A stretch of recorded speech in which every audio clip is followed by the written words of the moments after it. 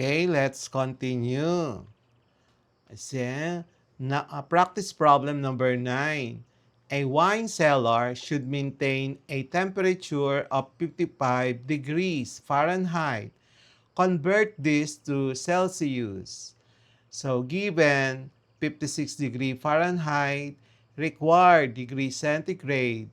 So, use the formula C is equals to 5 over 9, open parenthesis Fahrenheit F minus 32. Substitute the given data, and the final answer is 12.8 degrees centigrade. Number 10. A vaccine storage requirement is 2 to 8 degrees centigrade. Convert this range to Fahrenheit. So given 2 degrees centigrade and 8 degrees centigrade, required degree Fahrenheit.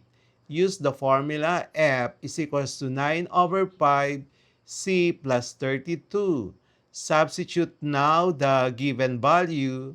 So the low Fahrenheit is 35.6 degree Fahrenheit, and then the high Fahrenheit is 46.4 degree Fahrenheit. The final answer then is 35.6 degree Fahrenheit up to 46.4 degree Fahrenheit. Number 11. An air conditioner is set to cool a room to 24 degrees centigrade. What is this temperature in Fahrenheit? So we're given 24 degrees centigrade.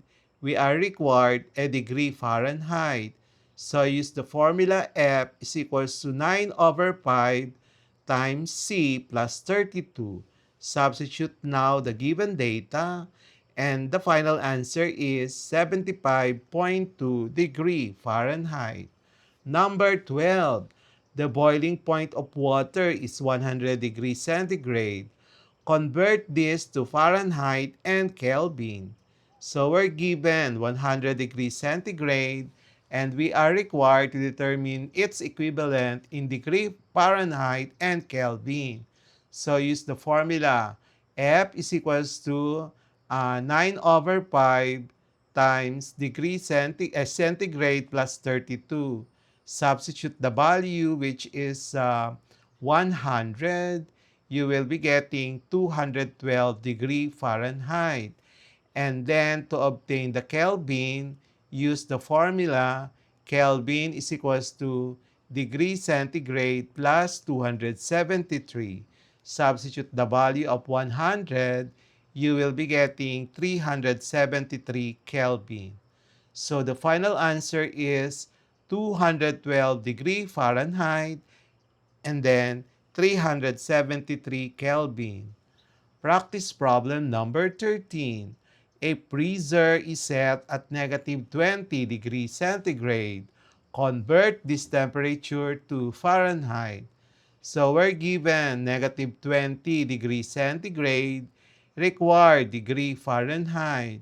So use the formula F is equal to 9 over 5 degree centigrade plus 32. Substitute the given value, and the final answer is negative 4 degree Fahrenheit. Number 14. A laboratory experiment requires a reaction to be carried out at 273 Kelvin. Convert this to Celsius. So given 273 Kelvin, required degree centigrade. So use the formula C is equals to K minus 273. Substitute the given data. The final answer is 0. Number 15. A sauna is maintained at 80 degrees centigrade.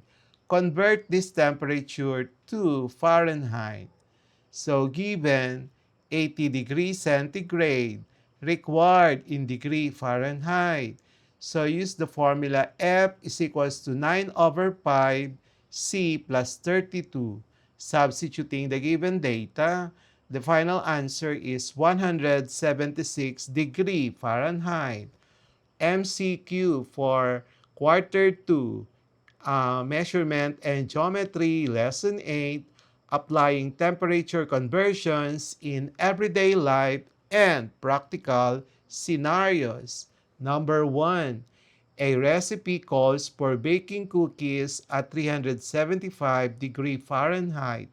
What is this temperature in Celsius? A. 190 degrees Celsius. B. 180 degrees Celsius. C. 280 degrees Celsius.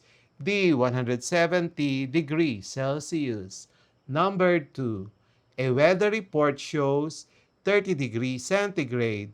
What is this temperature in Fahrenheit? A. 88 degree Fahrenheit. B. 86 degree Fahrenheit. C.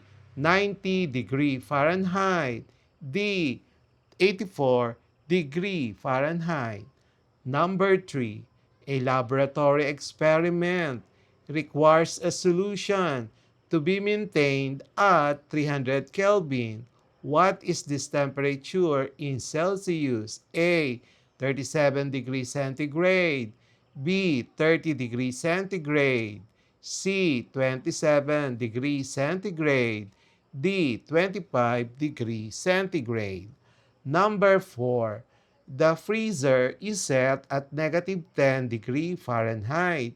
What is this temperature in Celsius? A. Negative 15 degrees centigrade. B. Negative 20 degrees centigrade. C. Negative 18 degrees centigrade. D. Negative 23 degrees centigrade. Number 5. A beverage should be served at 7 degrees centigrade. Convert this temperature to Fahrenheit. A. 45.6 degree Fahrenheit. B. 45 degree Fahrenheit. C. 42.5 degree Fahrenheit. D. 44.6 degree Fahrenheit. Number 6. A weather report shows 104 degree Fahrenheit. What is this temperature in Celsius and Kelvin? A. 40 degrees centigrade and 313 Kelvin. B. 42 degrees centigrade and 315 Kelvin. C. 38 degrees centigrade and 310 Kelvin. Letter D. 36 degrees centigrade and 308 Kelvin. Number 7. A cake recipe requires an oven temperature of 425 degree Fahrenheit. Convert this to Celsius. A. 230 degrees centigrade. Letter B. 220 degrees Celsius. C. 230 degrees Celsius. D. 200 degrees Celsius. Number 8. A laboratory incubator is set to 37 degrees centigrade. Convert this temperature to Fahrenheit and Kelvin. A. 98.6 degree Fahrenheit and 310 Kelvin. Letter B. 99 degree Fahrenheit and 309 Kelvin. Letter C. 100 degree Fahrenheit and 311 Kelvin. Letter D. 97.5 degree Fahrenheit and 308 Kelvin. Number 9. A wine cellar is maintained at 60 degree Fahrenheit. Convert this temperature to Celsius. A. 16.5 degrees centigrade. B. 16 degrees centigrade. C. 15.5 degrees centigrade. D. 15 degrees centigrade.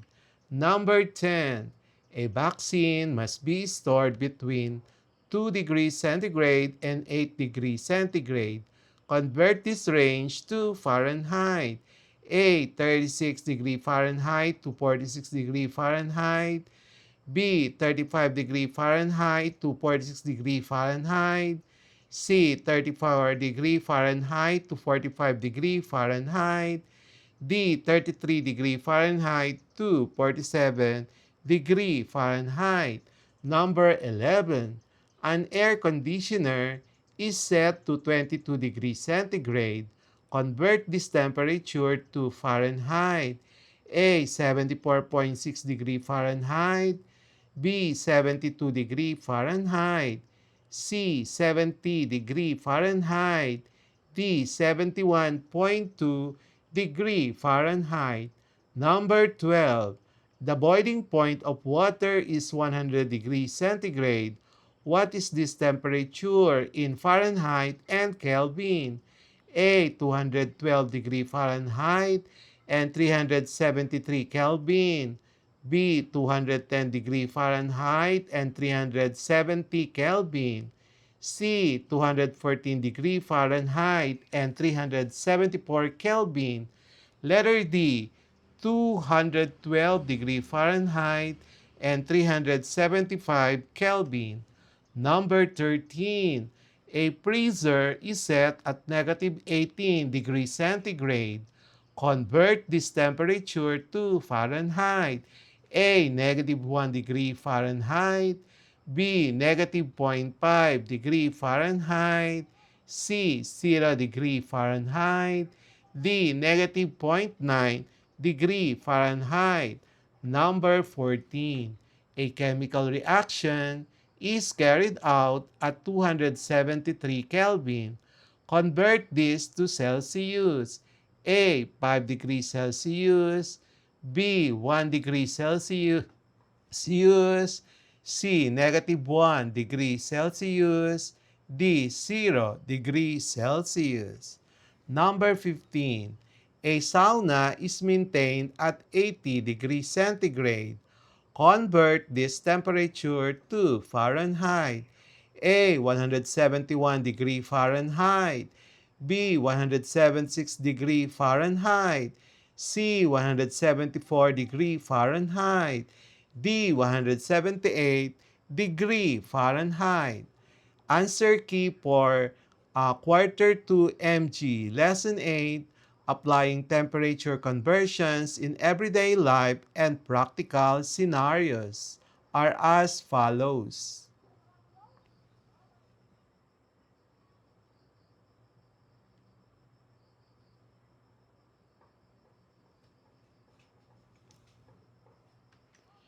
And that's it for today's lesson here on Smile Road.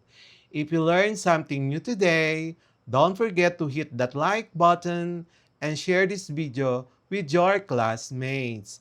And make sure to subscribe and tap the notification bell so you'll be the first to know when a new lesson drops. This is Sir M, reminding you that learning doesn't stop after the bell rings. Keep asking, keep exploring, and always walk the road of knowledge with a smile.